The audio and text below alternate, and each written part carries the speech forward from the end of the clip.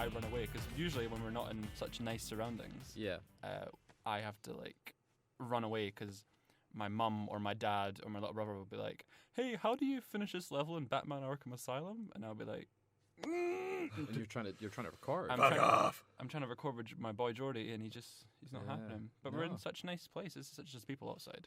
Is there lots of people outside? They're looking in. That's fine. I don't know. They're staring at us. Oh God, this is the equivalent of your mum coming in. The mum coming in. This is it. Is he staying? I don't know what they've left. Have they left? Okay. We can leave this in. This is quality content. I think they're showing the people the uni. Yeah, we've covered an open day, so this is really so. This is like people will be coming in, staring at us, and we'll be like, "Oh yes, it's a professional radio show." Well, it's really just a podcast that 5 people listen to. Is there a thing that says now recording? Mic live is generally what it would say. Can we not flip an on-air sign? I guess it would, if we were live, would it say? It would say on air. Oh. Cool. Yeah, it would say that, but unfortunately we're not live. We're just. Does that go off? Wait, we're not live. We're not alive. We're not. Oh, there's technicians. Yeah. This is all staying in. We're not. If we're recording, because this is better, all stay in.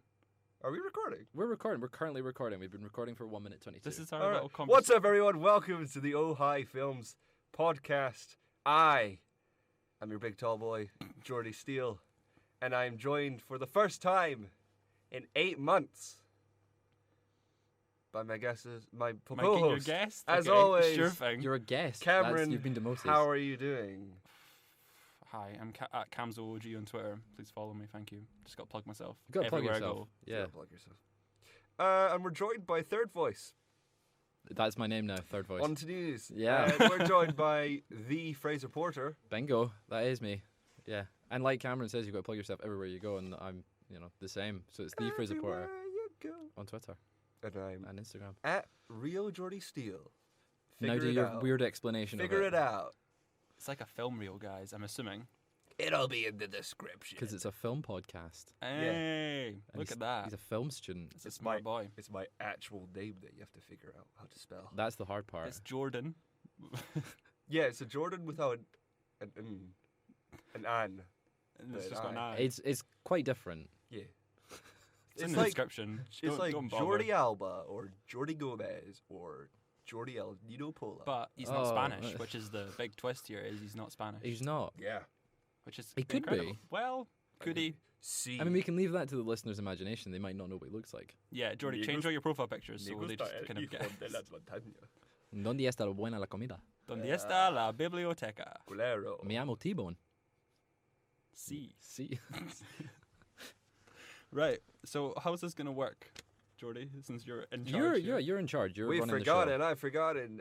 What's the fucking rundown? So we've got a preview of what's to come on the show. Do you know what's coming on the show, Jordi? You're in charge. Well, we're talking about. We went to see Spider-Man: Far From Home, so we're gonna talk about that. We went to see it in ScreenX for our second viewing, so we got a wee review on what ScreenX is like. Is it worth going to see in cinemas, or is it just a pointless gimmick? And we've also got a preview for a film we saw last night called Blinded by the Light. Okay. But first, this is all from memory, so you're doing very well here. You're doing very well. But first, the news. We do have some news, and I'll bring the news to you guys. We'll have a wee discussion about what we've got. So the first news up to date is HBO Max. HBO Max is a new streaming service announced by Warner Media, which is going to challenge the titans Netflix and Disney+. A statement from Warner Media said HBO Max will bring together diverse riches of Warner Media to create programming and user experiences not seen before in a streaming platform. So what do you think they're actually going to do? What's not seen in a streaming platform? I don't understand. Well, not seen in a streaming platform. So Like we've seen DC Universe is fucked. Yeah, so because they said in the statement DC Entertainment as well. Yeah. So I think DC Universe is going to close by the end of this year. All those three shows, and all the free shows will move over. So because it's set to launch March 2020 or something, like round about that time. I'm guessing America only. Yeah, for now I think so because Sky own all the HBO stuff, so all the good stuff's going to be there. And they've started removing Friends from Netflix in the US and stuff, so that's all going over. And they have a lot of shows you don't even realize they own. Yeah, because it's Warner. It's HBO owns, or is owned by Warner, so it's like all their other shows. Mm-hmm. And plus stuff they make from the CW TBS, loads of other stations. It's going to be odd. I think we're starting to see a kind of saturation. It's all going to be a bit too much for people. I don't think people are going to buy into this. There's only going to be like a couple winners, and I feel Disney's going to win just because it's Disney, and Netflix is just because it was the first out the gate. It's going to stay on top. It is strange that they're sort of each company's going to have their own streaming platform. Well, Universal's got one coming up. It's like AT&T because they're owned by Universal own them or something. But it's like we had like all our content in one place, and now we're having to pay like more than what it was before for just like multiple different streaming contents. Probably just stick with Netflix and Disney. I don't see the need. I buy most things anyway. So, and Jordi, questionable methods. Yeah, he's a wholesome boy. Yeah. What's your thoughts on HBO Max? HBO Max, it's a strange time for them to do this because their biggest show has just left. So... But it is more than just HBO. Like, there's going to be stuff from Yeah, everywhere. I know, but like, I guess they have stuff like, they have the new Watchmen show coming out. They have loads of stuff. They have Big Little Lies. HBO is a good, like... I understand why they went HBO because HBO. Yeah, HBO really is it's just a namesake, to be honest. It's the HBO content, but there's more than just HBO there. Yeah, it's an odd one. I'm more interested to see. There was a list of things that are going to be. It's like the Gremlins animation film. Gremlins animated film. It's an animated film or series. There's a series coming to Netflix. It's going to HBO Max now. Is it going to HBO Max now? Yeah. I thought it was going I don't to know Netflix. if it's exclusive, but it's definitely it was on the list. And Denis Villeneuve's the spin-off series of Dune that he was also producing. They're banking hard on that Dune. Yeah, it's not going to do well. They know that. Yeah, they know it's going to flop hard. It's going to be really good, but it's going to flop. Yeah, and they're banking everything on that. Ridiculous. Because he's really good. They should go. People should go. I know you should go, but don't go. Don't bank on it. Go Warner see Brothers. Dune. Yeah, so you'll have by the end of next year, you'll have Disney, Netflix, Disney Plus and Hulu, kind of the same thing now. Netflix, Amazon, Warner, Universal, some other smaller names. Now TV on the UK. Yeah, Now TV in the UK. I said Amazon already. Right. With their Lord of the Rings series. Yeah. And that's it. That's kind of it. Yeah. But yeah, it's going to be an interesting time. I think we're going to see too many of these, and people are going to get bored, and it's going to go. I mean, really, Disney will probably come out on top yes. among everything. Mm-hmm. But continuing with the theme of Disney here, there's a new trailer for Mulan. The original film released in 1998 was an instant hit for Disney, and it's sort of their next big live-action remake. Have you seen the trailer? Yeah. I have, yes. What did you think of it? Jordi? Well, at first I thought it looked a bit meh. It looked like beforehand you had said it felt like it was going to be oh no, that was Little Mermaid, wasn't it? You said it felt like a Disney Plus show. Yeah. But like they've just finished production and they haven't done a lot of post-production, so that's why it looks like it's just been shot. Mm-hmm. So I'm willing to give it another chance. I'll probably go see it anyway. But yeah. Yeah, they haven't really done. It looks they've changed a lot of the film, to I think be more like the original story. Yeah. So the way they've changed it is more to do with audience because they're mainly going for a kind of like they're going more for China because China like notoriously did not like the cartoon at all. Like they really hated the cartoon, so they're going for that China money because China got that money. You know. Yeah. A lot of people making money off China. So like look at Transformers and Fast and Furious. Avatar didn't make a lot of money in China. Not as much money. I thought that's what like the driving force was. I thought it was okay. I didn't think it was just because they just kept. But yeah, they've definitely changed it. They've taken out Mushu. They've taken out the songs. The songs will appear, but only in a kind of. They've taken out instrumental form, so it'll just be. The love interest. Because it didn't exist in the original. He's like two different characters now. Yeah. So there's I wonder if they'll still make a man out of her. Yeah. Is Donnie Yen in Mulan? Donnie Yen is. Yeah. Yeah. Yeah, but that releases March 17th, 2020, so it's a wee bit away of their next thing. And we've just mentioned one Disney remake, and the next one, you briefly mentioned it there, we've got the Little Mermaid releasing as a remake, and we've got the first big casting, so it's Halle Bailey of R&B duo Chloe and Halle. What thoughts on the casting? every time I read it, I think Halle Berry, and I can't Yeah. unsee it. It's upsetting. Even though we know it's not Halle Berry every time, It's like, I think that's an odd choice, but it's not. The Catwoman for Little Mermaid. Yeah. I think it's cool. I'm excited to see what they do. I don't know how it's going to pay off. The Disney reboot's kind of been hit or miss at the moment. I enjoyed Aladdin. I enjoyed Beauty and the Beast. I've enjoyed them all. Only a couple of them have been good. Actually, Dumbo wasn't that great. So, but this is weird casting. I don't know about weird casting, but it's definitely a different take. Yeah. I mean, she's playing a fictional character. Exactly. From a fictional species of people. It could be anyone. The real question is, who else are they going to cast? Because they're looking at Awkwafina for Scuttle. Yes, that's kind of fine. And even though it should be Bill Murray, like you said. Jacob, yeah, it should be Bill Murray because that would be amazing. And Jacob Tremblay as Flounder. Inspired. We love Jacob. Yeah. Big up Jacob. And what's his face? Terry Crews is wanting to be King Triton. I'm up for that. That'd be great. He posted casting. an audition on Instagram of him singing Under the Sea. Sebastian should be played by Lin-Manuel Miranda. And he will be. Because Lin-Manuel Miranda is already attached to the Little Mermaid remake. The project. So he's writing new songs and doing up the new old ones. He should be Sebastian, and then Under the Sea will have like a little rap in it because every remake has to have a rap in it. Now. A little, you got to admit his little one in Mary Poppins is pretty good. Yeah. I mean, he's just great. I would like to see him in more films. But it's he's directing. He's directing the adaptation of his first In the Heights. Yeah, his first show. That's currently filming right now. And I'm pretty sure they'll do Hamilton at some point. Have they got Hamilton? There's film rights for Hamilton. Uh-huh. It's with, I want to say Universal, but it'll be a long time till we see it done in a film. Like In the Heights came out originally released in 2008, so it's taken about 10. That wasn't as big a hit as Hamilton. It wasn't as big, but I think while Hamilton's still making money, at the Richard Rodgers Theatre in New York, they're just, why would you make a film when folk are paying to go see it live? That makes sense. Yeah.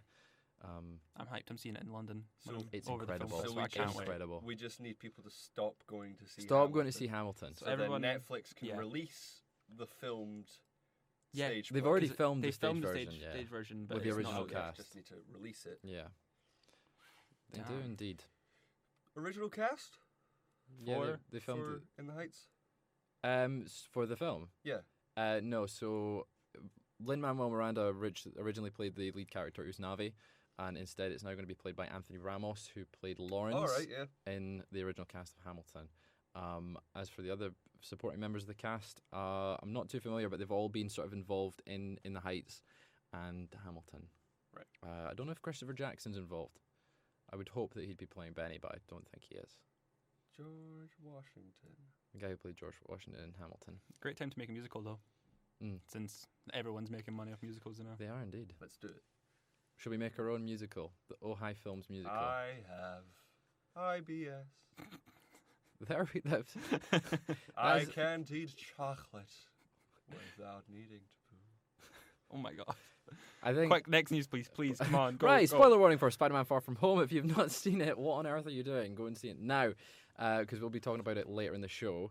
The mid-credits scene that is attached to Far From Home had one massive cameo that got all MCU fans talking. It was none other than J.K. Simmons returning to the role of J.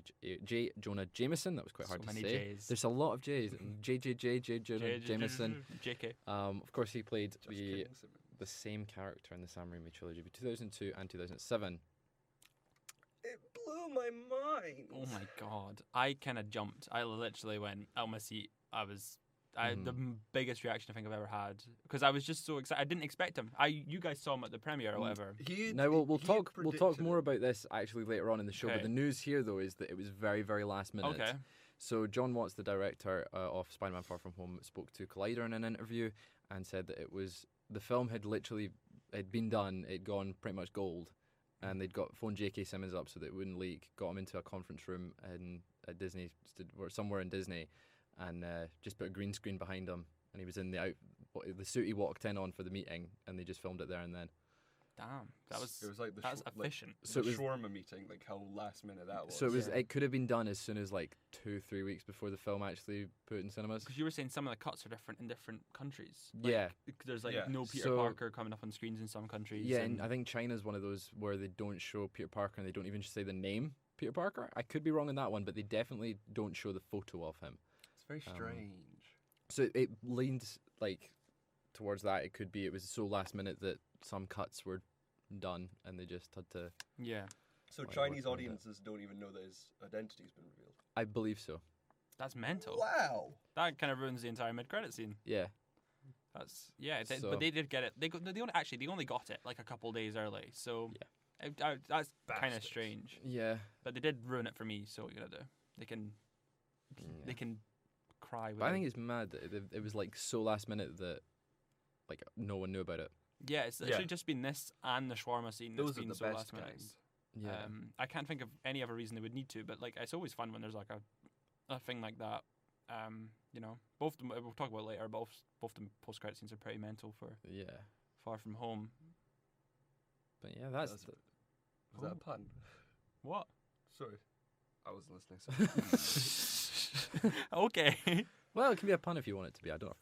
But it was a very, very last minute thing, says John Watts, and it was pitched to him, and apparently J.K. Simmons was all on board and was immediately yes.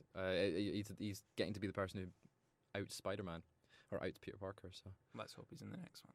I'd imagine he would be. I hope he's in all of doubt them. it'd be a cameo. What if they recast him for the next one? But Ice Cube comes in because people were saying Ice Cube. People wanted Ice Cube for like Alex a different Jones. take. I think he could be the only person that people wouldn't get an uproar about it if it wasn't J.K. Simmons. Yeah, I would be up for Ice Cube, 100%. Yeah, but that is the Spider-Man. I won't go any further with that. Hey, please. Spider Guy, do a flip. Do a backflip. We gotta move the cranes for Spider-Man. It's an amazing Spider-Man. And then move the cranes so he can flip. All the cranes in New York, when it's not actually feasibly possible where those cranes are, to have them helping him. Yeah. Stupid film. Why are there that many cranes in New York? Exactly. There's not that much construction. Because they were building the Avengers Tower. Okay. Of course. But that is the news. There's not much more to say. I don't think there's any other news. I don't think there's any other news. It's not been an event. Rip Torn died, which is kind of sad. Yeah. Just a big wee shout out to Rip Torn. It's a cool name. I think he's got the coolest name in Hollywood. Rip Torn. Yeah. That could be a whole show in itself. Who has the coolest name in Hollywood? Names. Rip Torn. But yeah, he was in Men in Black in that. And that was kind of sad to see this morning. That happened this morning. Yeah.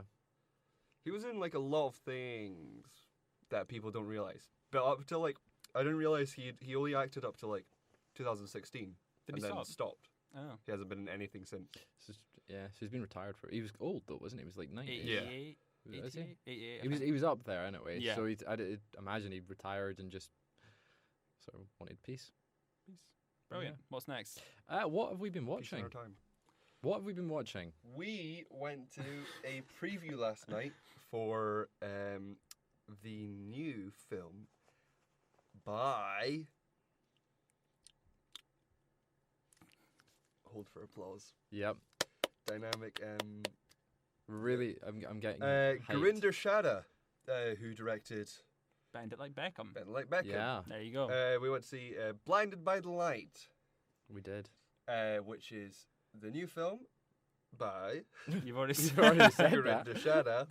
It's set in 1987, time of like Thatcher and Reagan, and it's about a young Pakistani boy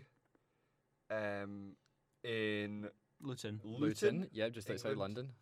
And basically, his father's been laid off because it was the time of the recession. All the factories were closing. Mm-hmm. Yeah. So his life is basically his father has his life planned out for him. Basically, he's got to get a job and then make money for the family, but that's not what this guy wants to do. And he kind of found salvation from it all in Bruce Springsteen. Yeah. And it's odd, but it's cheesy, odd. and I thought it was quite feel good. Like it was. After the first, I was saying this to Jordi when we were walking home. The first 30 minutes, I was not into it at all. No. After the really bad scene I didn't like the scene without spoiling too much because it's obvious it's not releasing until August 16th. The little music video. Yeah, where there's some projectors outside. Yeah, it was so cheap. It was. Yeah, and I don't know whether they were going for the look of it being projectors or if they were just like, we don't know how we're going to do this with a budget. Yeah. I didn't like that scene, but after that, when he started getting into it, it was enjoyable. Yeah, no, I found it I completely agree. After like the first half an hour, I was kind of on board. Have you fallen in love with Bruce Springsteen now? Yeah, actually, I was thinking to myself, Bruce Springsteen, he sounds a lot like the Killers. I mean, okay. And that was my takeaway from Bruce Springsteen's music. As someone who's never listened to any music from him at all, right? There were some points where I was like, that sounds like the Killers. He did a really good album in like 2004, which is like really religious. It was great. Right. Great album. That's what I think of when I think Bruce Springsteen. I just think of Born in the USA and like blue jeans and the white shirt. But like, which makes an appearance throughout the film. Yeah, it felt weird though, like the film in general. It felt like it wanted to be a musical, but it didn't have the talents to be a musical. Because it had, I think that's where the charm was, though. It had in air quotes musical numbers where like the characters would all sing, and then like other characters that weren't part of their group would sing with them, even though they didn't know what song they were singing. Yeah, it was especially because he had a Walkman on.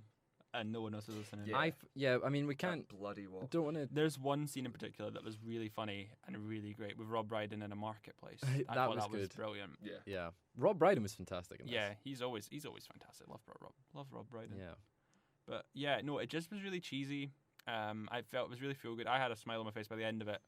I've heard some complaints about maybe being a little tad offensive. Have you seen Bend It Like Beckham?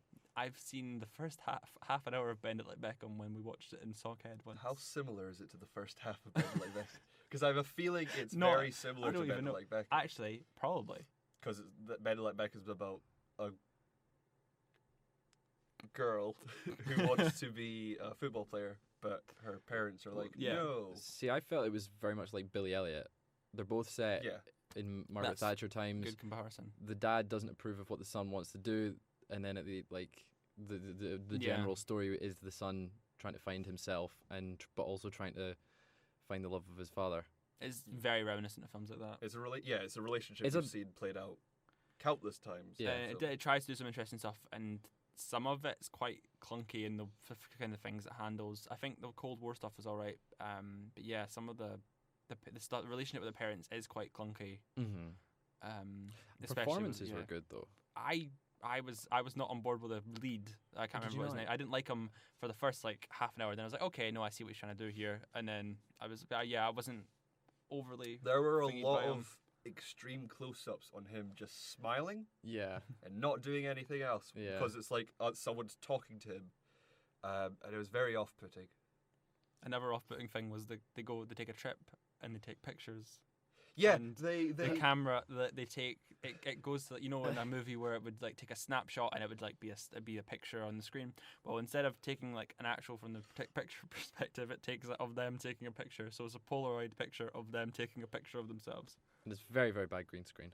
Oh, it's some bad. They could not go. They couldn't afford to fly to America. No, the budget. I think. Well, how much do you think they had for a budget on this one? £10. $5 million probably. I would say anywhere between 5 to 15 million. Maybe during the recession. So, but you're not funny. Oh man. So yeah, it releases August 16th or something. It's either 14th, 15th, 16th. One of them. It's the 24th of July. Oh really? I thought they got moved up. It was August. It was definitely August last time I checked. August? Yeah. But we got to see it with the unlimited screening. Yes, secret unlimited screening. Yes, we had a few thoughts as to what it might be beforehand. I think you correctly predicted that it would be Blinded by the Light. Were you pleased with that choice? I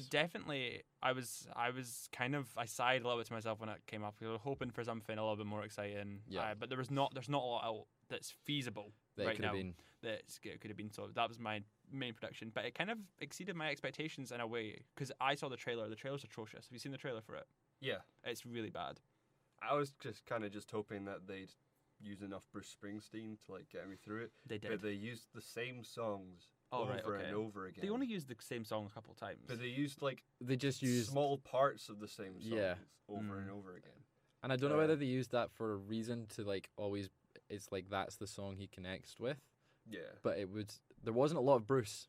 Because it's based on no Bruce. I was hoping for a Bruce cameo. I wanted to see a cameo. I was expecting that. That's as I was walking out the cinema, I was saying to Jordi that it felt like they were kept on building up to stuff, and then the climax wouldn't pay off. It's based on a true story, though. He did meet Bruce Springsteen in the end. But like, I wanted to see that on. Yeah, that would have been cool. On screen.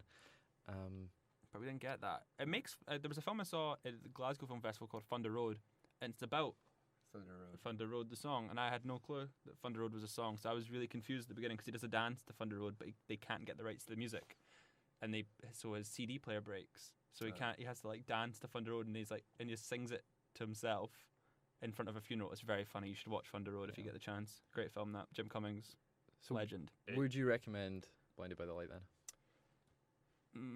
No. My statement is that I didn't like it, but it will be a British classic. No, it won't be a British classic. Like Daniel Blake. So far, it's getting incredible reviews. Like those Is it getting incredible reviews? Really good reviews. Those kind of films. It's currently sitting at 92% on Rotten Tomatoes. What's his Metacritic though? 70 something. That's my god. That's mental to me. It's got like 6. This film's like a 6 out of 10. It's got 6 out of 10 on IMDb. 6.2, yeah. This film is a 6 out of 10. Its release date is the 9th of August in the UK. Yep. So it's about a month away. Cameo. What? It was only 24th at the Cameo. So the Cameo's got a preview. Yeah, because it's currently touring. You'll be able to catch it early because it's touring with a casting director doing a Q&A. So yeah. Fun indeed. Yeah, indeed. Well, that's, I guess, is there anything more to say on Blinded by the Light? See better films. There's people that left halfway through it. Yeah, people start. Yeah, racist people probably. Whoa. Speaking of racism, I don't know what the next thing is. Oh, it's Spider-Man. We do have our Spider-Man chat, so oh boy, this is going to be fun. This is Mr. Beck.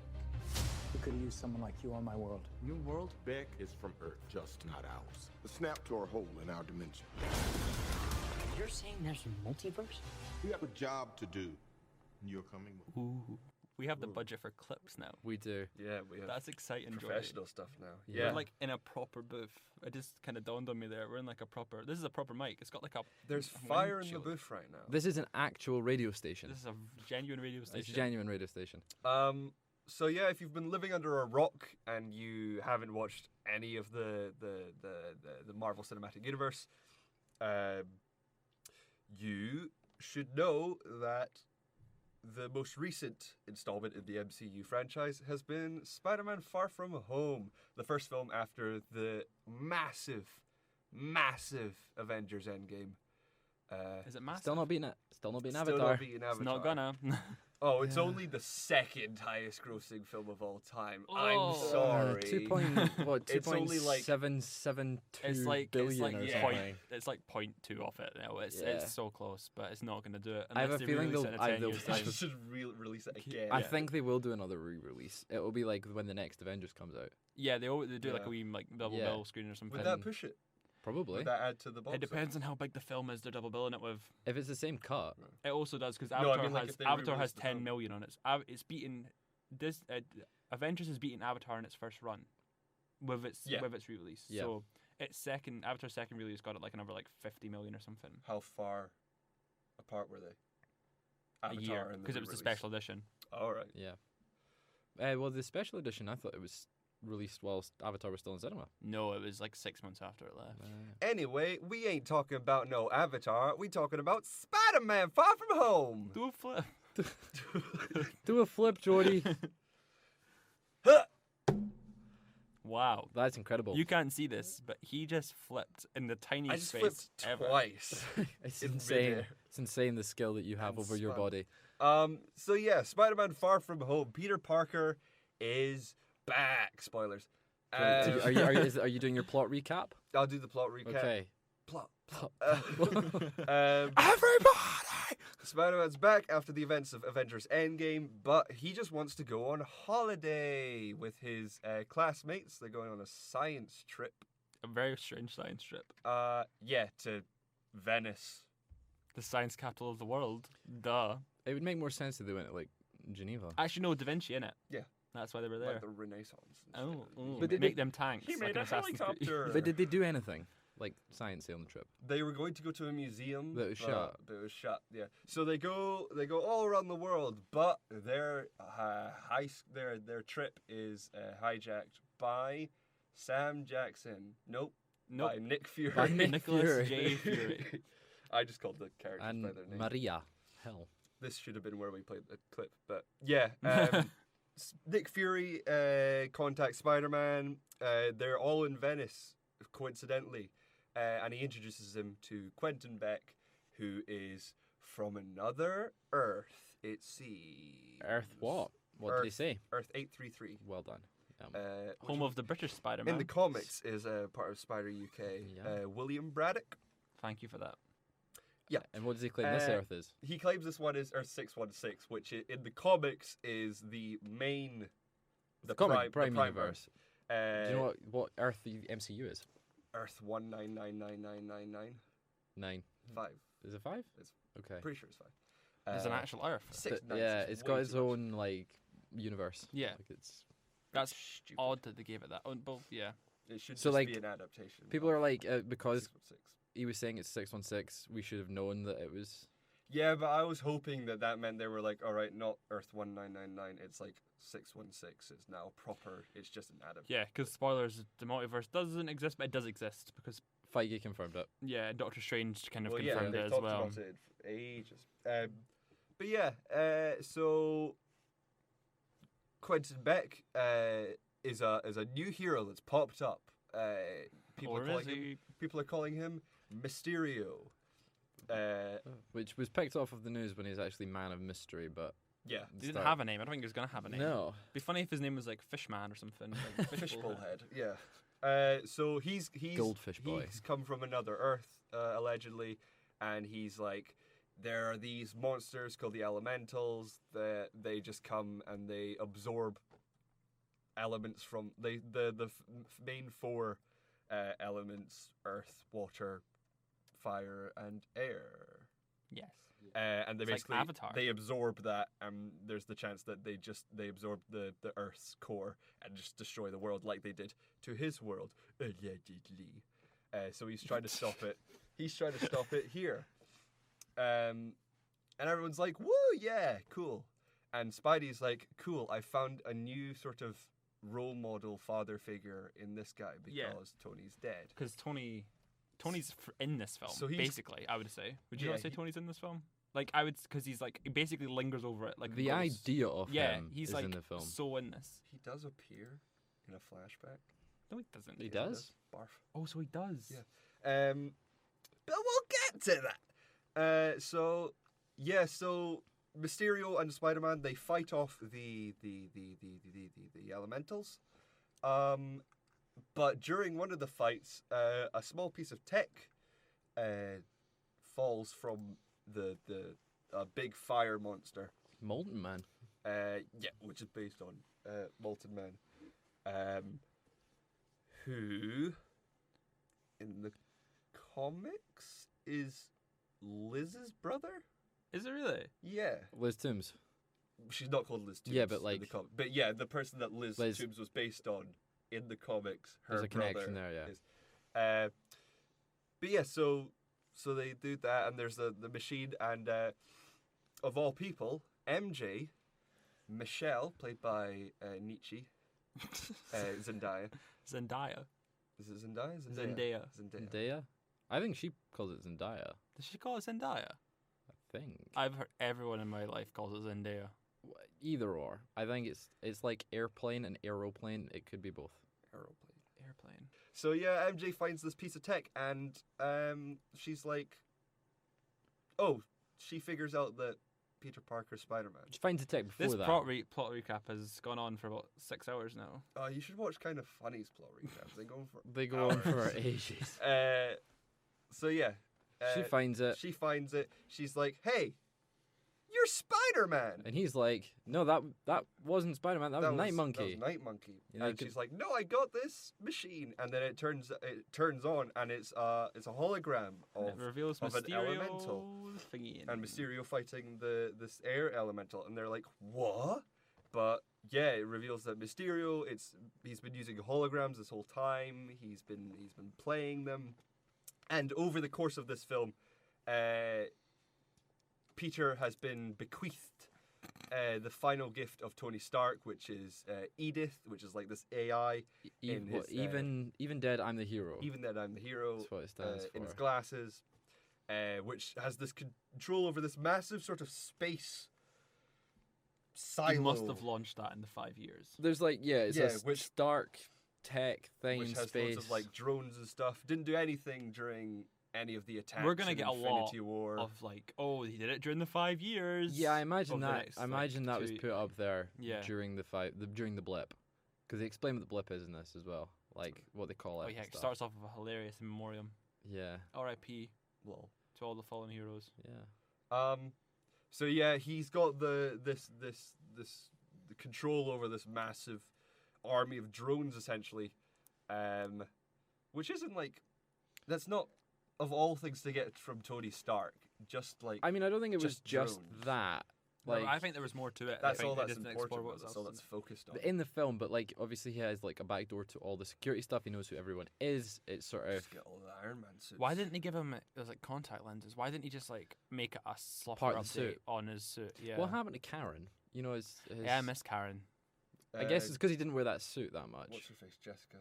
Hulk, yeah, which was Jennifer Connelly. That's Jennifer the one. Connelly. Yeah, I was gonna say Jennifer Connelly.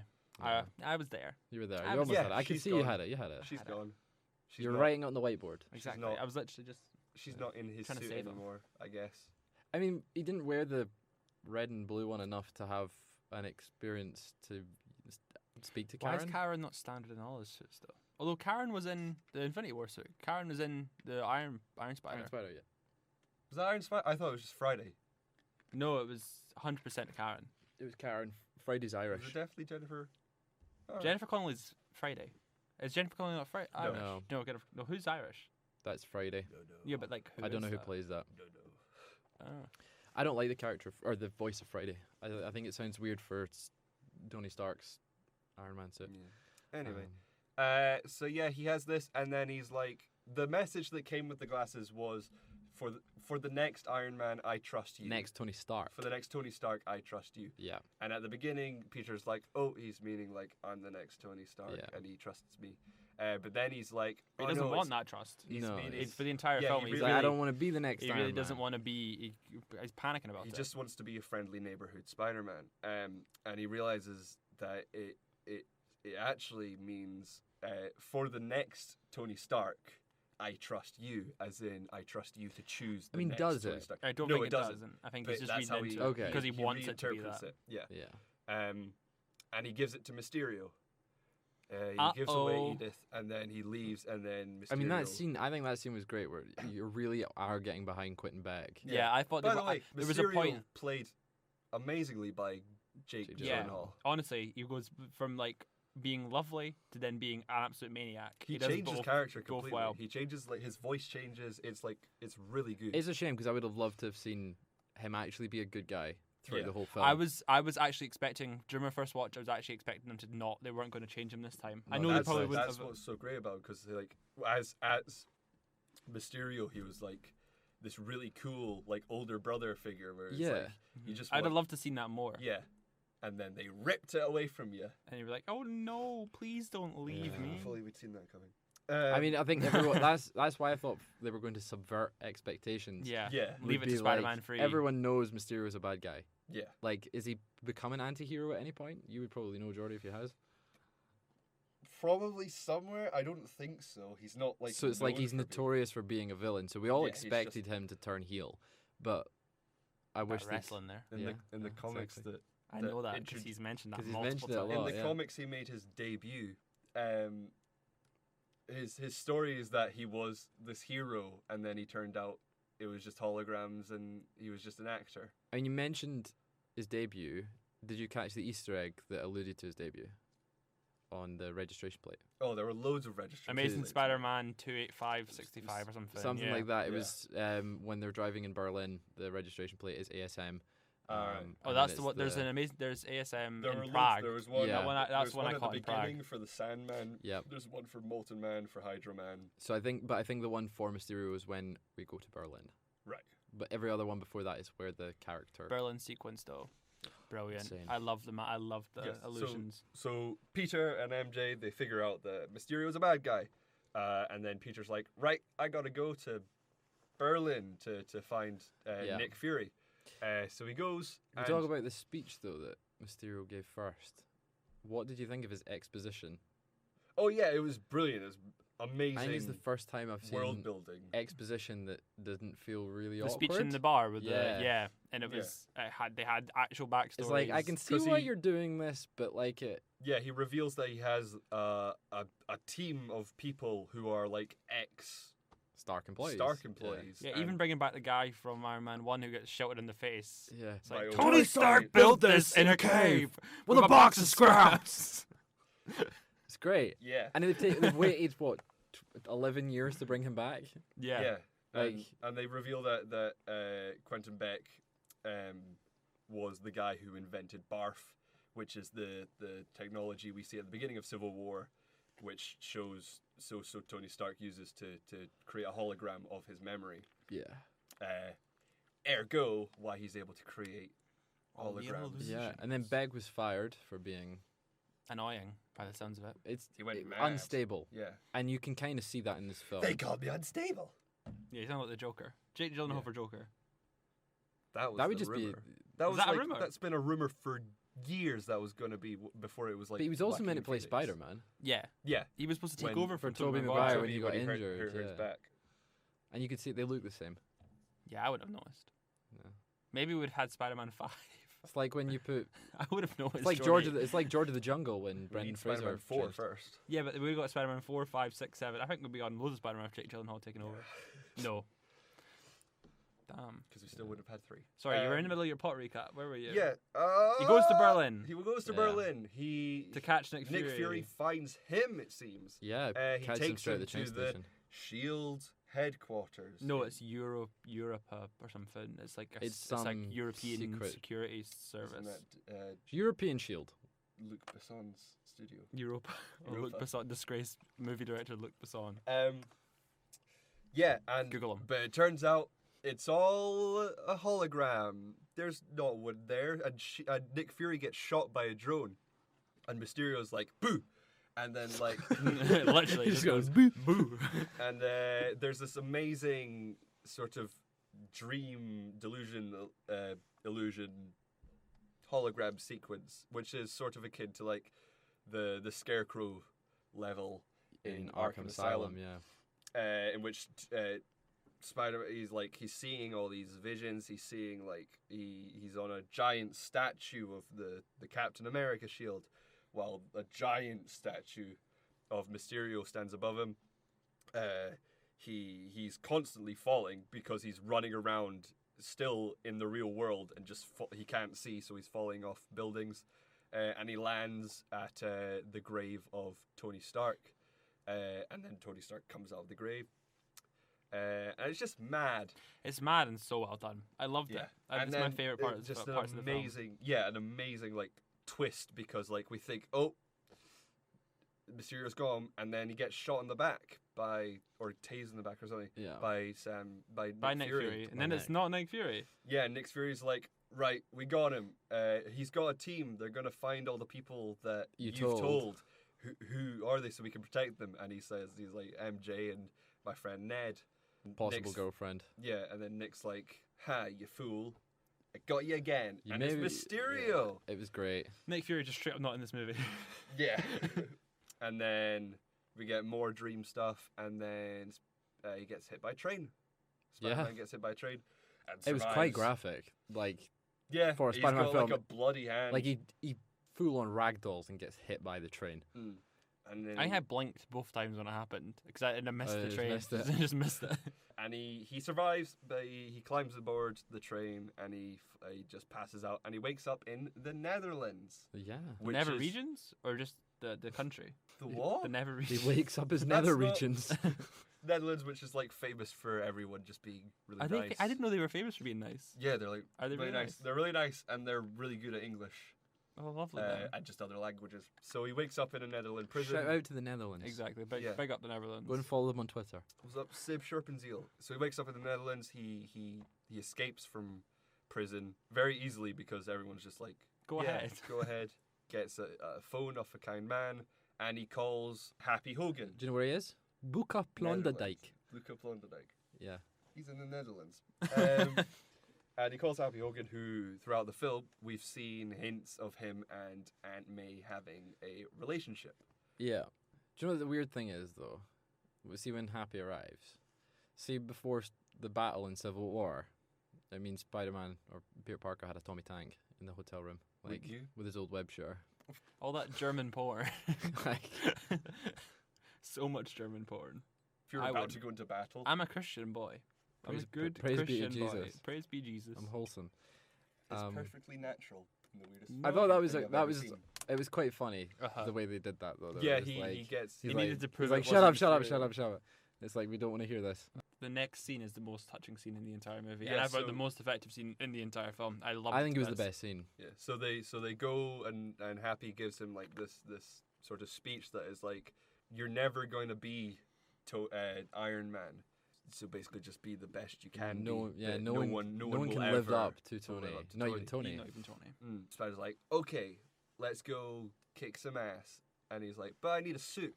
So then Happy's like, I gotcha, and he opens up this sort of like lab. Yeah, the back of the plane. In the back, and it's a really like sweet moment because it's like the holograms, and he looks just like Tony. It even does the thing he's so where he scoops up the hologram and wears the hologram, and I actually smooth at just using the hologram. Both times I saw it, I teared up a little bit. I didn't cry properly, but I did go a little bit. See, whenever it cuts to Happy. Yeah, I got the lump in my throat when they played Back in Black. I was And then Happy's like, yeah, I got the music, and he plays Black and Black, and Peter's like, he's just doing that. I love Led Zeppelin. And I thought it was the funniest, one of the funniest jokes in the MCU was that moment. Yeah. Alongside, and the one that we forgot to mention earlier when they're on the plane, and Mr. Harrington, Martin Starr's character's like, oh yeah, did I ever tell you that my wife pretended to have blipped? we had a funeral for her. It does a lot of explaining about the blip though, which I thought was really good, and it did in a quite a funny way as well. Yeah. Where they just appear out of nowhere. I feel sorry for the people that were in planes and just reappeared. Yeah, we discussed this, like the ramifications of the first snap and then the second snap. Yeah, because there were lots of people would have died. Anyway. I mean, I think this way Spider-Man did it was quite comedic. I think going forward they will explain it in a bit more clear way that Hulk put them back in places. There's like I think there's also like political reasons. Like I kind of want to know what's going on like politically, like what, because it seemed to be in Ant-Man and the Wasp like immediately after it was like a disaster and no one was there. So like what happened with the president? What happened with like that? What happened with everything? Like who? Also Wakanda. Yeah. Like who was king? Who took over his? I would imagine. Shuri got snapped. The mum. Angela Bassett taking over. Maybe. She queen. Maybe. She got the power of the Black Panther. Because we know the Okoye. what are they called? Yeah, what are the We know Okoye works with the Avengers. Yeah. So like potentially she could have been. Yeah, I think she was just like the prime minister. Yeah. The protector of Wakanda. Yeah. But anyway, back to the plot recap. Spider-Man. But the plot, they go to London. Good old bloody London. I liked how he's like, your friend said it was the London Bridge, but it wasn't. It was the tower because everyone gets those mixed up. Yeah, because Flash Thompson, the Flash Mob. Yeah, he's been live streaming #FlashMob the entire trip. So they use his stream to find the location. Mysterio is in London, and so is Nick and Maria Hill. And the big Mysterio's preparing to thingy the big hologram. And then the big monster comes. Like but we know it's a hologram that's sort of covering loads of drones, so that's why there's loads of damage. And Mysterio's like, right, I'm gonna just kill loads of people and then save the day. And then because he's like, if this is like an Avengers level threat and I do it myself, I'll be like the best hero. It would have been interesting to see him succeed. What? Yeah, like, and then another like proper threat come out. Like, what would he have done? Like, that's a problem in his plan. He gets the Avengers to help or something. Yeah. Like that, he gets hero status from his fake guess, ones, and then he gets the Avengers to come in. Yeah, and then he's got all the drones. He could just use the drones. Mm-hmm. Yeah, like he can pretend, use them as weapons. Yeah. He can always pretend as long as they're cloaked. He can like fire. I think they'd probably invent that somehow. That would be how he did it. Yeah. And so, yes, Peter with his new suit goes in and basically shocks. He goes into the hologram and sees all these drones flying around, and then he electrocutes them and sort of shuts down the hologram. Now, during this, Nick Fury got a call from Happy Hogan, and Happy said, "What is it? We're clearing out Tony Stark's place, and we found your surfboard." And I was like, I don't think Nick Fury surfed. And then appearances can be deceiving. Oh, and it's like, oh, it's a code. And then Nick Fury is like, don't call this number again. Yeah. And you're like, okay. And then he gives a look to Maria, so he's like, right, so you got the message. I think it's more if he was being watched or listened to, like if he reacted on the phone. Do you think he got?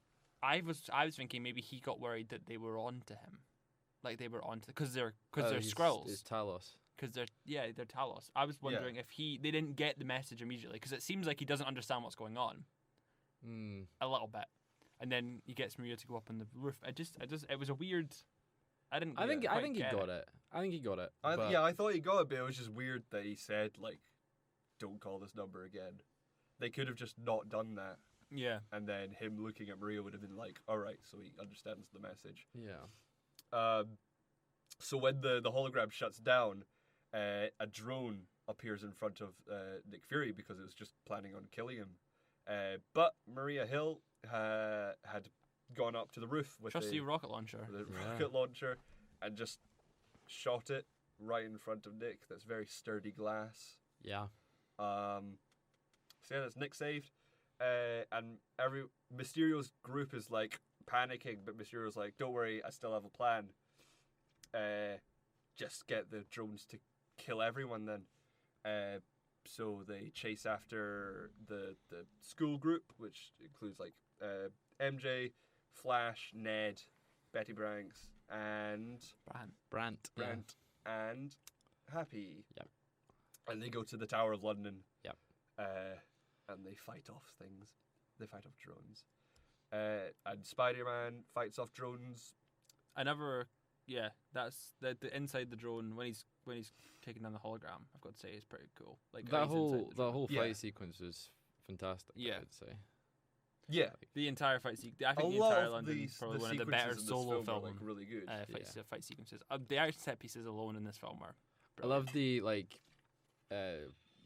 image of him being like Captain America and with the every time I see it, I want him to do that. Yeah, I want him to do it as well. He just doesn't. But I guess that would be too sort of obvious. They're just doing a wee wink. So Spidey he gets through to where Mysterio is, but Mysterio's like, "Ha!" and he makes his vision all black. That's not what Jake Gyllenhaal does. Ha ha ha! And he makes the hallway he's in. Or does he go, "Oh hi"? Oh hi. Oh hi. Films.com. Oh no! And he makes the hallway all black, and Spidey's like, "Shit," because throughout this film, does he really do that? Is that what he does? He shit. just shouts, "Shit." What am I gonna do? Looks the camera. Oh shit!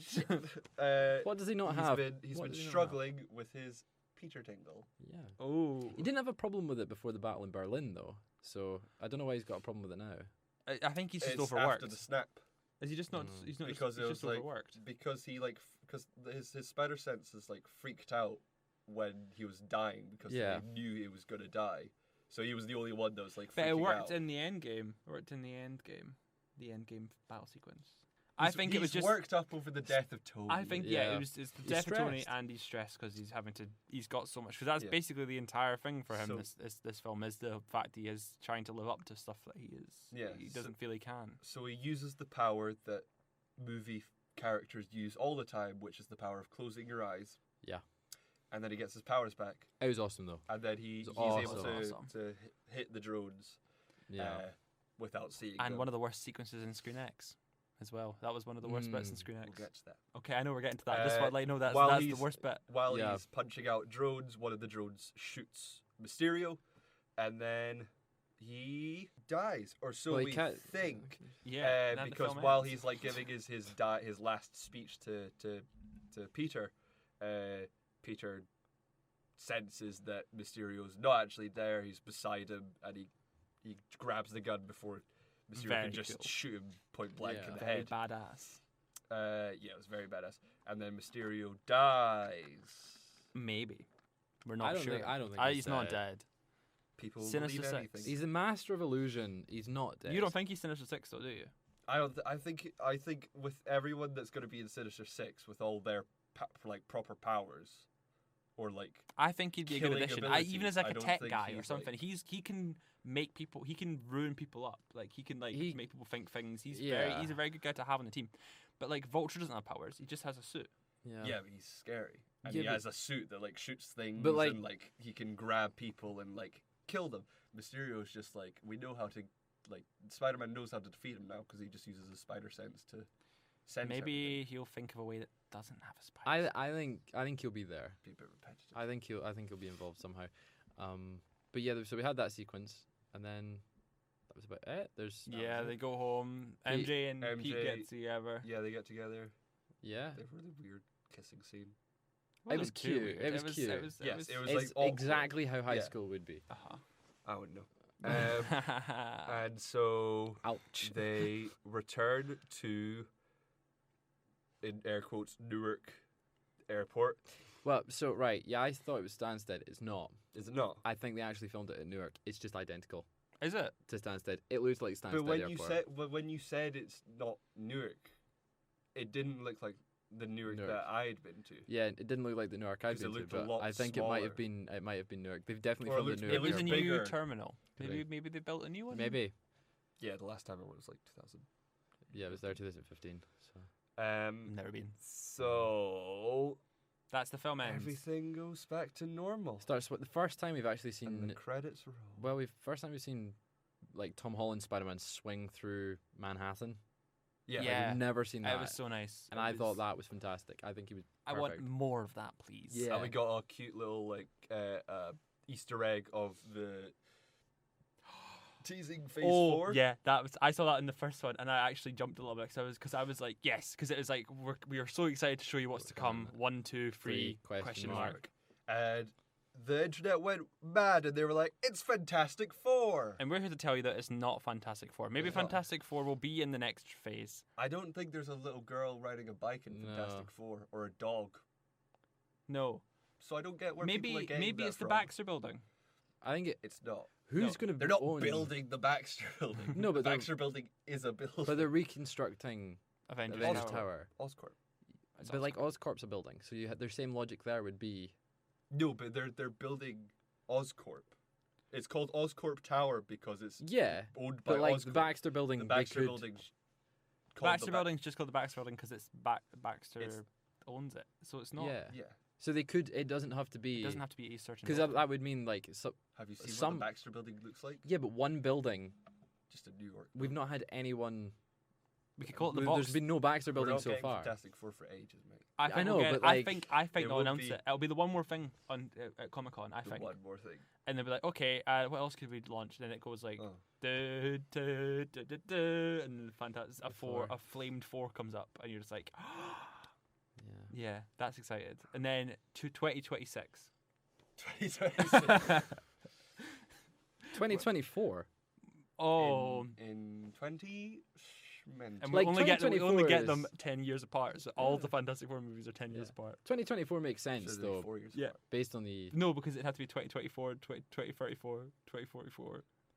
Right. Yeah. So everyone's ancient by the end of it. Unless it's called Fantastic Four times 2, and then we could have it like in whatever year 8 is. Surely like we'd have Fantastic Four. Fantastic goes fourth. Fantastic Forever. Fantastic. Fant 4 Forever stick. After. Just do Fant 4 stick again. So yeah, the credits roll. It's a happy ending with Spider-Man and MJ flying, swinging on. Or Because so we fucking thought. They make fun of the swing. What I thought was funny is they make fun of the fact that in like the Raimi trilogy and in the Amazing Spider-Man, they swing so perfectly. They do. And no one gets hurt. No one is feeling like whereas MJ's like screaming for the entire time. She's like, I would never do that again. Yeah. Never. And then the credits roll, and then we cut back to Peter and MJ, and he's like, "All right, see ya," and he lands on a lamppost nearby. Yeah. And then there's a news report on, is it Madison Square Garden they're beside? Yes, I think so. Must be. There's a big screen on Madison Square Garden, and it's your news report, and he's like, Hero Mysterio has died. We have more news from the attack in London. We have a video, and it's of... shared by an anonymous source. Yeah, of Jake Gyllenhaal being like, Peter, Spider-Man has taken control of all these drones, and he wants to kill people. And basically he has video footage of Spider-Man. Spider-Man, when he shut down the drones, He says Yeah. execute them all. because she goes, Do you want to execute all the protocols? execute all protocols, and he goes, yes, execute them all, and then he's taken that audio. And he's got audio of Edith saying, "Do you want to? Do you want to kill them all? There's like multiple civilian casualties or something." He goes And execute them all. Execute them all. And people are like, "What?" And then the newsreader's like, "We got this from the internet, Controversial internet online, show, yeah. the Daily Bugle." .net. to DailyBugle.net. It's fantastic. cut to J. Jonah Jameson, played by Just Kidding Simmons. I wonder what they would have done if they didn't get him. I really want to know. I don't like, think they would have included it. Do you not think they would have included? Well, Nah, they would have just done they the would've anonymous just- video, yeah, Yeah. and then it leaves it open to like if they can get someone for the next film. yeah. And then J. Jonah Jameson's like, "It's the death of Mysterio, who will arguably go down as the greatest hero of all time," with no like reasoning. I didn't really like And that. he's like, but that's not more. But We there's have more. one more We thing. have one more thing. And then Mysterio's like, "I know the identity of Spider-Man. It's Pip." And then it cuts, and you're like, "Ah." And then it comes back to him. His name is Peter Parker. And then it cuts to his And he's like, standing right over ID. there. And then Peter's like, "Holy sh!" What the? It's a nice wee callback to Homecoming. Yes, there. what the? And then that's similar to the ending of Homecoming with Aunt May saying "What the?" when she sees Spider-Man coming through the window. Then we've got another wee credit scene. Yep. Pretty big one, I thought. And then I realized that, like, I originally thought it was gonna be like them were bad. They were like bad because it cuts to Nick Fury and Maria Hill, Hill in a car, and Maria Hill just casually turns into Talos' wife. I've forgotten her name. Soren. Yeah, Soren. Soren. And then Nick Fury turns into Talos from Captain Marvel, Ben Mendelsohn. He's like, we should probably tell him. We should probably tell him. And she's like, I'll show you an accent where you can't move your mouth at all. Yes. and she's like, You have to have a lift. she's like, we delivered we brought the thing to the kid. quite It was touching. quite touching, really. We ran into some issues. I think you should probably come back because they're asking me about the Avengers. Avengers and I don't know what to say. Yeah, and then it turns out he's You're going a bit southern there. Southern. You went a bit JR there. Did I don't know what to say. Going out of there. This is Jim Ross. But anyway, The Undertaker. anyway, Cut to Nick Fury on a spaceship. nice reference to Tahiti from Tahiti. Agents of S.H.I.E.L.D. Yeah, was he? it looks like he's on a beach. Oh, and then yeah. It's like, oh no, it's just like a screen. He's on a massive spaceship. Yeah. With loads of scrolls. Yeah. Sword? Sword, yes. Sword. Which is the space. It's Space Shield. It's basically Shield's like Shield was like strategic homeland defense. intervention. Strategic Homeland Intervention Enforcement Logistics Division. This is where they go And out then and they Sword's just like, we're just gonna go out and find bad People. aliens and fuck them up. yeah. So It's what the Enterprise from Star Trek. organisms are... So Skrulls Dead. are doing that. That's a weird... I think the Skrulls are going to turn on them. They're just going to do Winter Soldier again. I like that they had like proper hope not. Skrull suits on. Because Skrulls will just be bad in the end. Because they have to be, technically, don't they? Yes. I was hoping Skrulls this are was Skrull notoriously invasion. I was bad hoping at this was Secret going to happen. Invasion, Secret yeah. People are Invasion. going like, oh, they're subverting our expectations. They're gonna make the Skrulls good, but by building the Skrulls up for years that they're good, makes Secret Invasion when it finally turns Yeah. out, oh no, like the president's actually a Skrull and everyone else is like a Skrull and they're evil. That's the Twist. Who was a no. Skrull in the comics? Like everyone. It was that a was lot when of it was people. like, oh, everyone's because comics run on like different like. They're all different Yeah. timelines, different universes and stuff. So like in that one, everyone was just like Iron Man, seriously. yeah. Superman. What happened Captain to the America original was a ones? Skrull. Did they kill the original? No, ones? they have to be alive Oh, right. for Skrulls to turn into them. So they have to be like they've got to be alive somewhere. So they could be held captive. They could be whatever. Blah blah blah. But yeah, that's not mental. going to happen for years. But that was the film. That was a very, very long plot recap. That was a half. Do you know an how hour long it plot took? It recap. took 27 minutes to get through the film. It was great. Now we can talk Beat about that, Greg. what we enjoyed from the film. So Cameron, we've heard a lot from Jordi. What did you enjoy the film? I feel I covered most of the stuff I had when I interjected during Jordi, but yeah, I enjoyed it a lot. I don't think it felt as contained as Homecoming or as tight as Homecoming, but it was such an enjoyable film. It was definitely bigger scale, but I don't know if that really helped. In the film at all. But yeah, I enjoyed it. Tom Holland, my favorite Spider-Man. Don't care. Oh yeah, he's the best, hands Easily down. favorite Spider-Man. I think Andrew Garfield's got a bit up there. Neil But Patrick Oh Harris. no, I but don't like I liked Garfield. Andrew Garfield as Spider-Man. He His- was too pretty for Peter Parker, but he was good Spider-Man. He was an arsehole as Spider-Man. Was he? Yeah. He was a lovable The guy. problem was his whole arc was based on revenge, and that's not you gotta really. get that revenge. And he was a dickhead. A to, lot like- of people aren't a fan of the fact that Uncle Ben's not in this at all. Like Uncle Ben's not been mentioned. That's the Tony Stark character for me. Yeah, but people were like, you can't have Uncle Ben. You can't have Spider-Man without Uncle Ben. Like that's a intrinsic part of his character, and I can see where they're coming from. But this is a different take. We had a form of with great power comes great responsibility quote with the When heavy, you have powers heavy like lies the head that wears the crown. Oh yeah. Which is what Nick Fury says when he gives Edith to Peter, Yeah. and he's like, Stark said you wouldn't get that quote because it's not from Star Wars. What is it from? Hamlet? Something like that. Yeah. Probably some Shakespeare thing. But yeah, I would agree. Tom Holland's the best Spider-Man. I just like the film set pieces, brilliant. Yeah. I just kind of felt it was slightly a bit. It was just a bit too big for its own good in some places. Where would you rank it, both of you, in your MCU list? I'm trying to find a place for it, and I think it's in the top 10 for me. I think it might be 10. I think it's 11 for me. Yeah, 10 or because Homecoming is 10. See, Homecoming's like really high up. I have Homecoming like literally I one like place Homecoming above better than Far this. From Home. I've got Homecoming at like 3. Like it's one of my favorite films in the MCU. I don't think Homecoming's up there for me. I think this may end up being somewhere between like 10, 11, 12. I feel. I don't think it deserves to be as far down as like Iron Man 2, but I don't think it deserves to be up there with Civil War and Iron Man 3. I think it'll probably fall between like 9 and 10 for me, which I think is like Doctor Strange and Guardians 2. Between those two. Yeah, I need to do a wee rewatch. Or I need to see it again. I think I'll probably see it in 4D next. 4DX, lovely. But that's actually a nice wee segue into.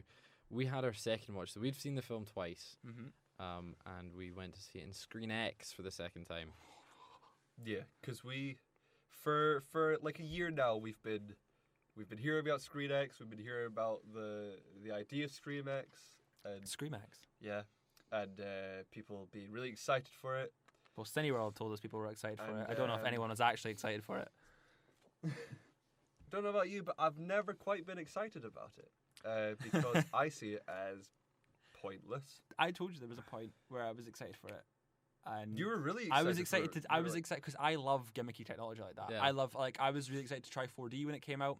I was really I love IMAX to bits. I don't think IMAX is gimmicky, to be fair, but I enjoy 3D. I enjoy 4D. I enjoy 4D for some films, and I thought ScreenX, that'll be a fun time, maybe. Yeah. And yeah.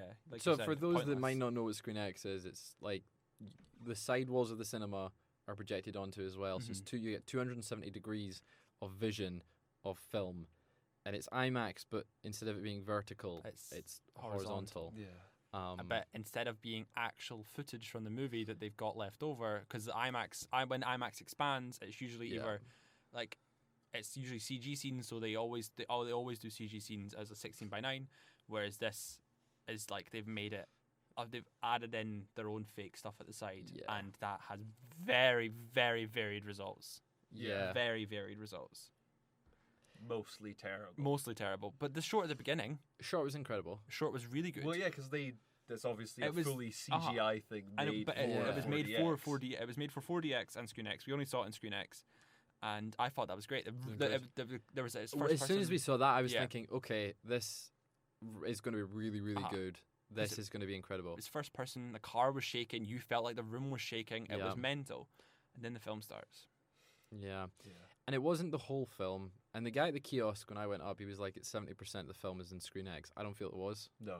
It was...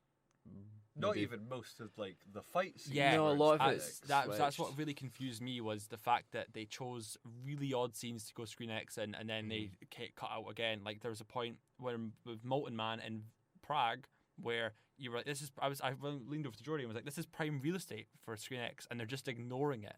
Yeah, it just went off and on and off and on.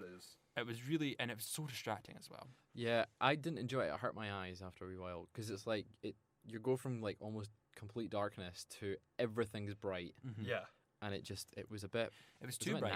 It was too bright. And it ruined the picture quality of the center screen, which was really annoying. So the side screens would stay fine, and it would almost like wash out with the amount of brightness, the middle screen. And you would lose black. A black turned to grey is what I kind of put together. It was really grey when it was in ScreenX, which was really annoying. Yeah. I don't recommend people going and seeing stuff in ScreenX. It didn't feel like whoever had gotten the job of doing the side screens had finished their job, because a lot of it was untextured. A lot of it was untextured. Some of the CGI just wasn't part of it, so things disappeared.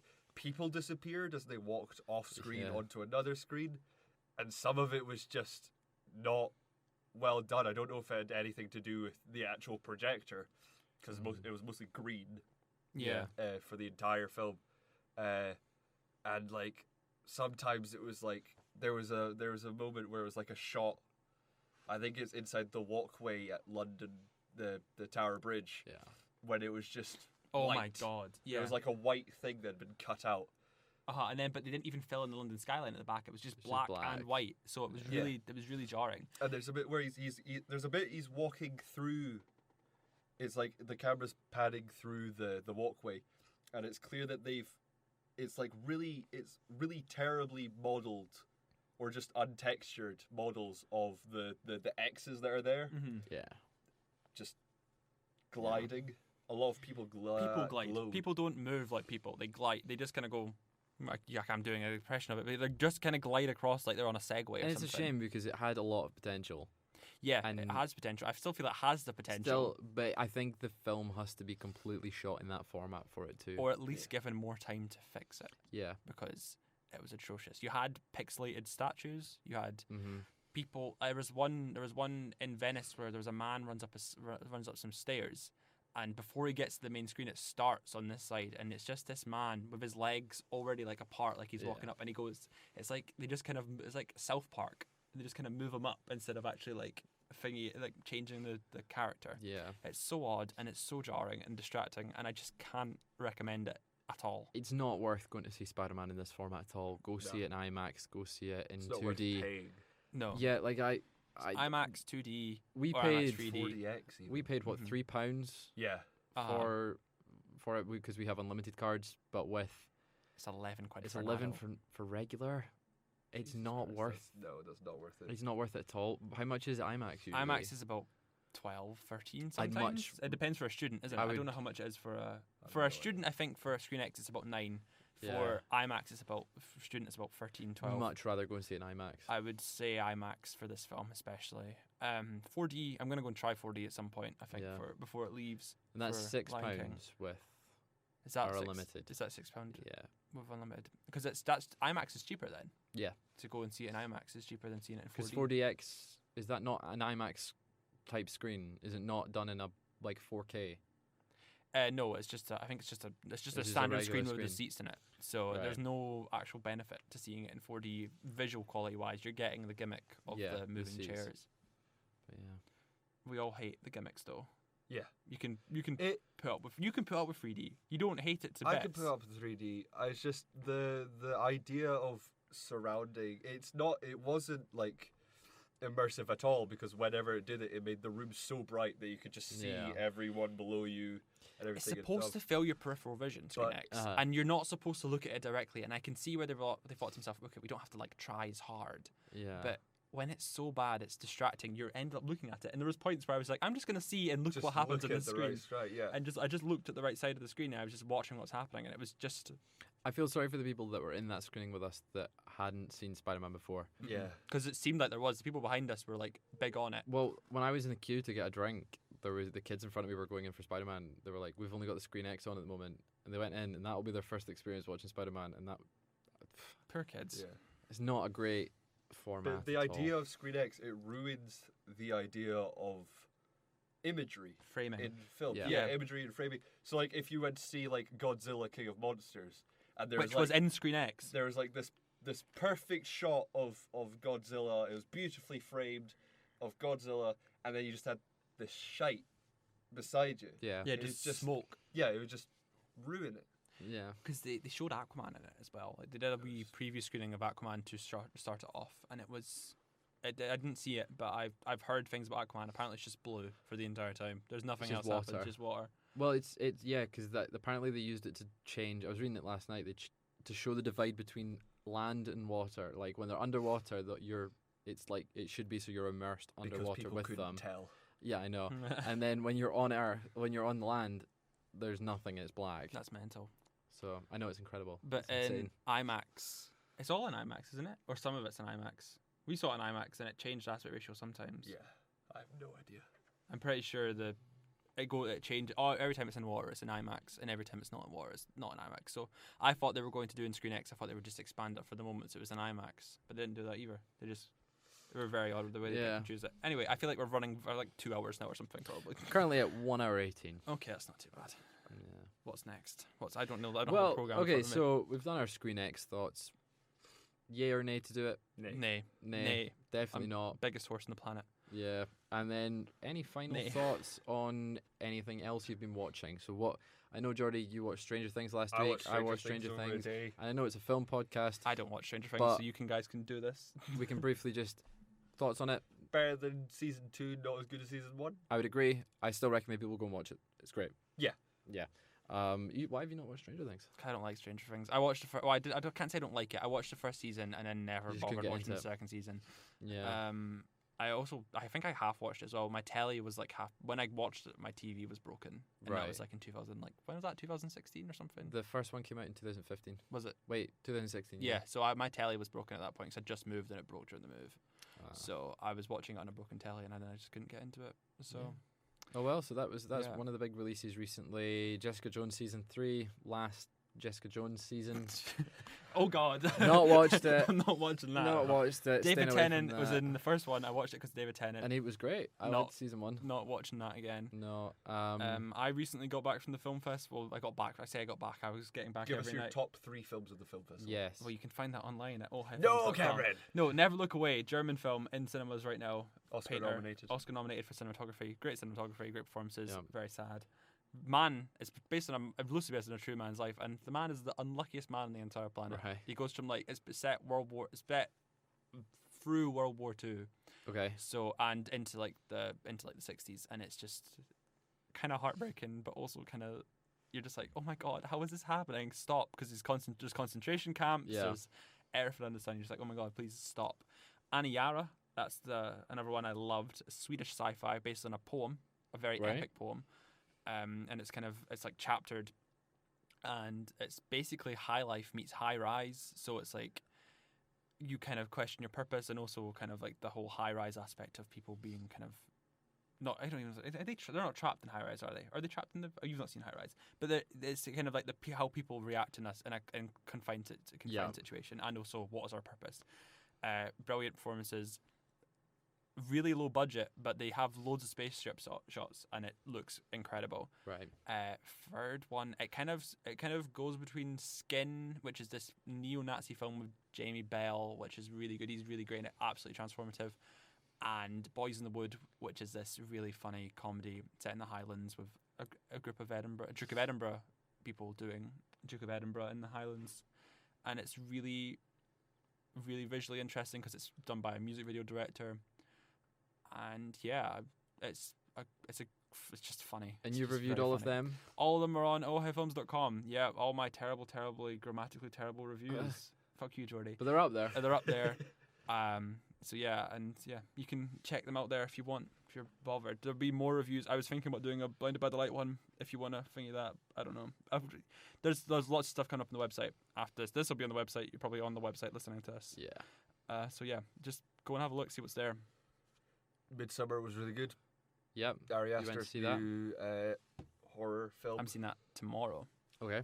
It's very good, Please very don't spoil us. visually interesting. There's an amazing sequence that's just shocking. Well, there's loads. I've heard the entire thing's shocking, yeah, to be it's fair. mostly shocking, but like there's one that's just like, it's a scene that in horror films, like throughout history, you'll be like, all right, this is a classic scene. Don't know what that was. What else have I seen? Right, we went to see a Nothing few else. films the other Yeah. week. They were not very good. X-Men and Dark. X-Men Dark Phoenix. X-Men Dark Phoenix. And Men in Black International we went to see on the same day. Oh, Yeah. that must have been a depressing day. You must have lost your will to live We also by the went, end of we that. also went to Toy see Toy Story Story 4. 4. That was Okay, good. so you kind of shot Yeah. back up. Yeah. Yeah. But I think that's a bit. Well, that's all we've seen recently, I think. Yeah, nothing's really What's coming coming out. Nothing. Yeah. So on Friday, I believe it's The Dead Don't Die, which I've Yep. also got a review That for, looks and good. it's not good at all. Oh. Oh no. Yeah, it's really bad. How? What's it? Is it? How is it compared? Have you seen Dead Man? No, I've not seen Dead Man. Alright. But it's trying to take the piss out of zombie films, Yeah. and also not at the same time. So is that not successful? It's not Zombieland? successful. It's unsuccessful Zombieland. It's an unsuccessful Bill Murray film, unsuccessful Jim Jarmusch film. It's unsuccessful in most things. It's just not funny. It's just tries to have a political message at the Yeah. end, and you're like, well, because it's like, oh, we're all the zombies, and you're like, get okay. lost, and it's just not funny And or then fun and a drag. Other film on Friday is Stuber. Stuber, yes, I was supposed to see that, and I missed it. Oh no. Yeah, so I wouldn't have made it anyway. But yeah, I'm seeing that. I'll see that on Friday probably. With Yeah. whatever else I've missed from this week, probably. I think that looks quite fun. I've heard it got decent enough reviews. I've been looking at the reviews. It seems to be okay. Yeah. Decent. It's sort of Batista's first lead. Is it? Like lead, because Yeah, he's part of an ensemble in Wrong Side of the Tracks. back in 2010 with Rob Van Dam. He was in. I don't know if He he, was on led Hotel it, but Artemis. He was in, I don't know if Final he was leading Hour. that.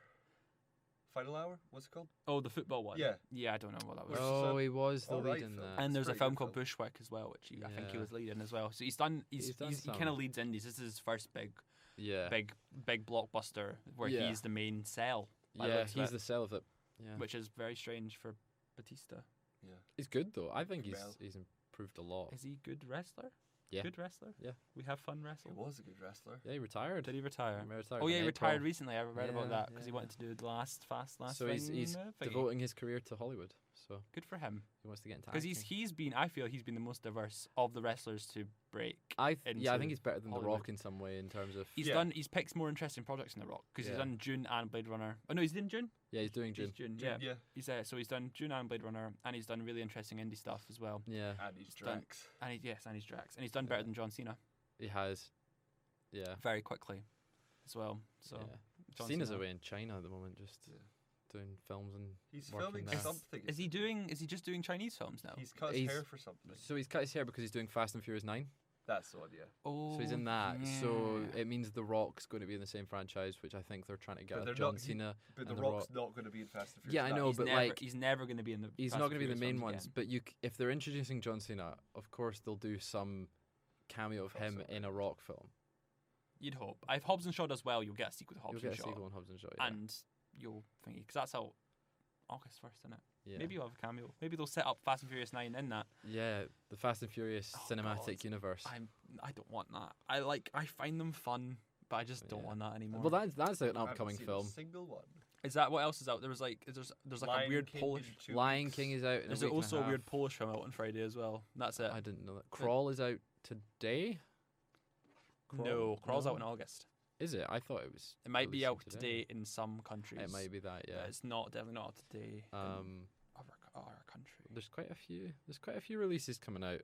Yeah, it depends how often we do this, because we could look into the what's coming up into the couple what's weeks coming time. up and go see a film.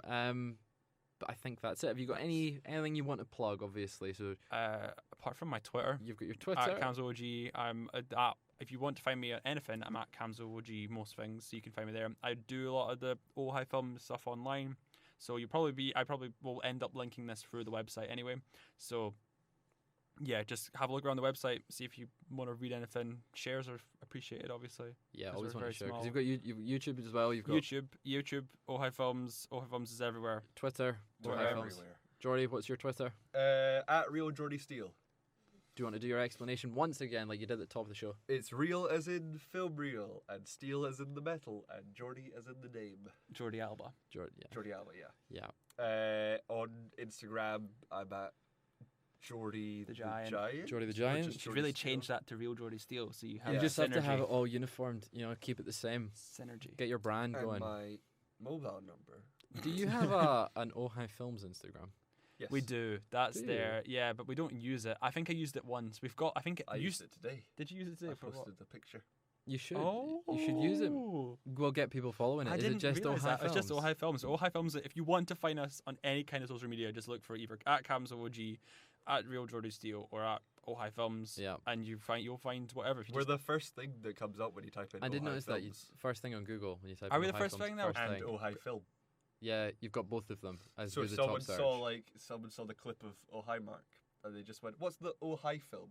And then we Ojai come up. Films. Yeah, you'll- that's what I was worried about, because we originally, when we started it, when you googled Ojai Films, it was always The Room that came up first. Yeah. No, you're the first. Now we're the first thing. You're the first search.